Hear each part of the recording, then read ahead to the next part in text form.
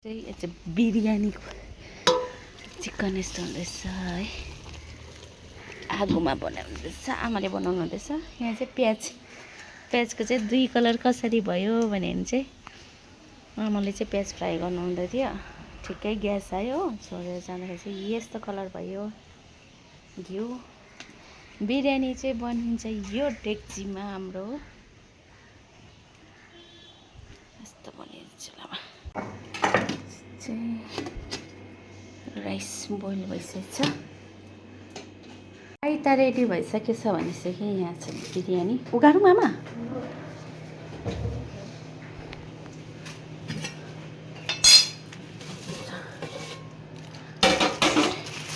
One two three go भनेको छ।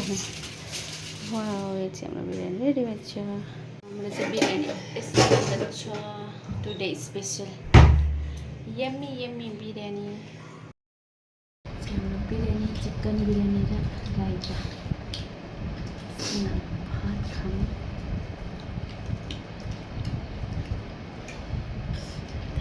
त्यो मसला के चिकन मसला हो होइन पिरामिड पाउडर हुन्छ त रङ राम्रो आउँछ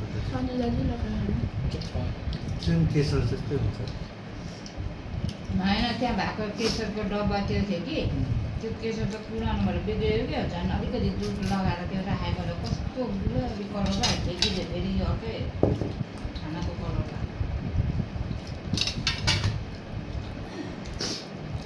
महँगो छ त्यो केसर पनि। एउटै टुक्रा 150 रुपियाँ भयो।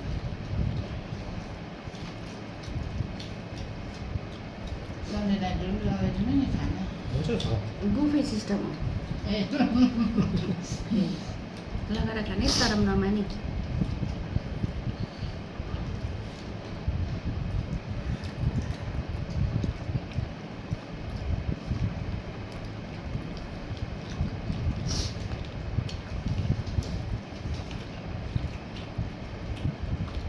आमाले पार्सल गर्दैन। मैले बोलेर खाँदैन नि। ए मैले पनि सम्झेको थिएँ क्या। खाँदैन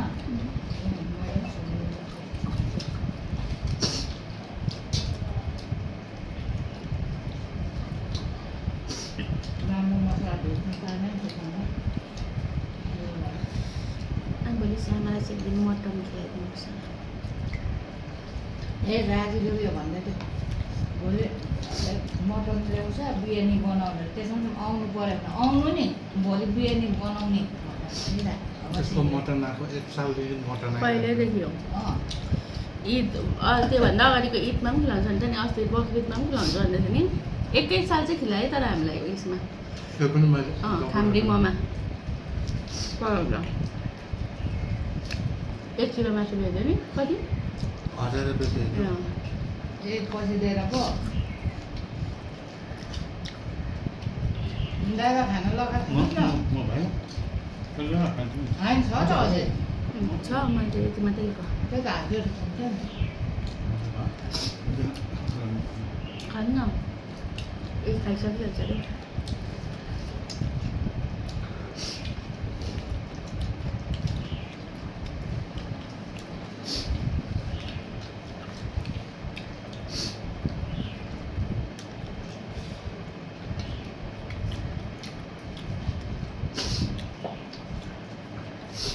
असली बिरयानी मसला लाँदा त्यो आँखाको छेउमै तिनीहरूले दौलेर पनि बनाइदिँदो रहेछ नि सबै टिफिन। अन्त आइसु घर आउँदाखेरि अन्त 7,000 अरे किलो। आधी किलो लगाउँदा होला तिमी मार्केटमै।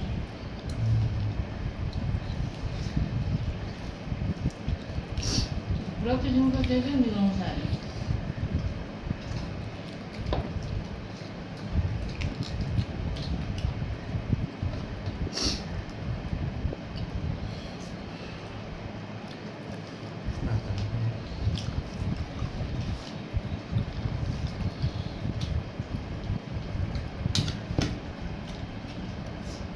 अहिले त खाँदैन होला।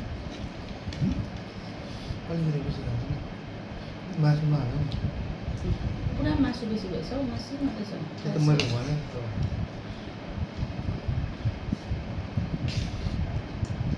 त्यस्तै भयो। यो हप्ता हप्ताभरि मासु नखानु भने सब्जी पकाउने भातै नरोज्ने खालको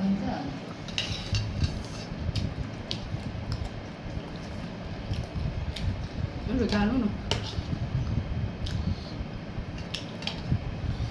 खानु न मासु पनि खानु न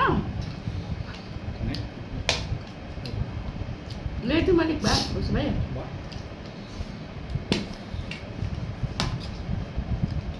के भयो अमान भयो गरमले खानु न यति यति खानु न खानु न यति यति राइता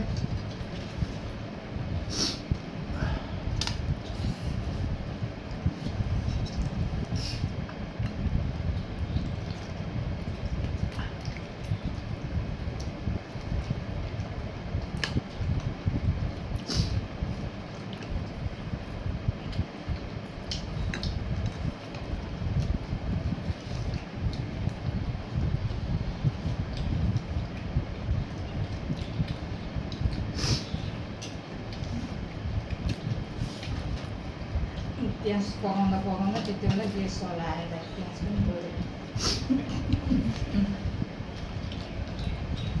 फेरि छैन रहेछ नि कता गएको गएको को साह्रो पनि कति पैसा दिएको मलाई थियो नि त यस्तो घुमेर आएर हो हामीले त कलकत्तामा खाएको बिरयानी कस्तो लाग्यो पानी पिरेको त राम्रो पैसा दियो खानको लागि चाहिँ कति कुदायो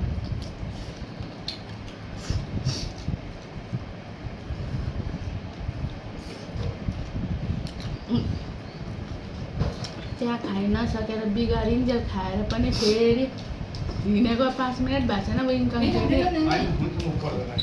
सहरमा खान्छु भनेर गएको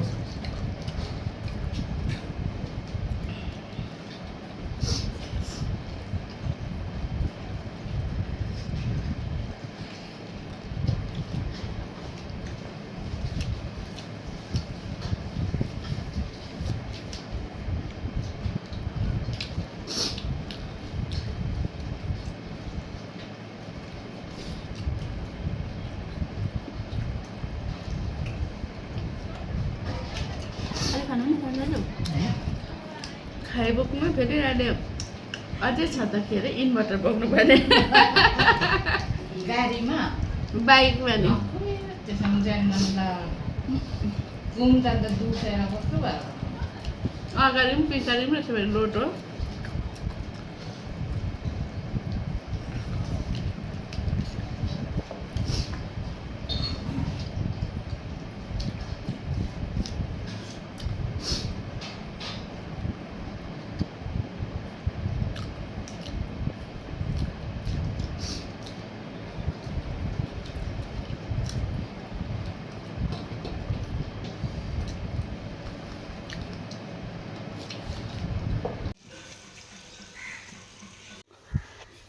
हाम्रो चाहिँ कटर अहिले टिपेको है बोटमै फुटेको मैले त्यस्तो कहिले देख्दैन लाइफमा यसरी बोटमै पनि फुट्दो रहेछ पाकेको भनौँ होइन इस चाम्रो न चाम्रो छ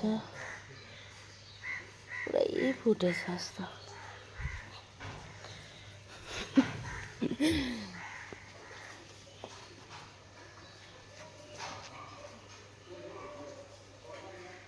त्यही फुटेछ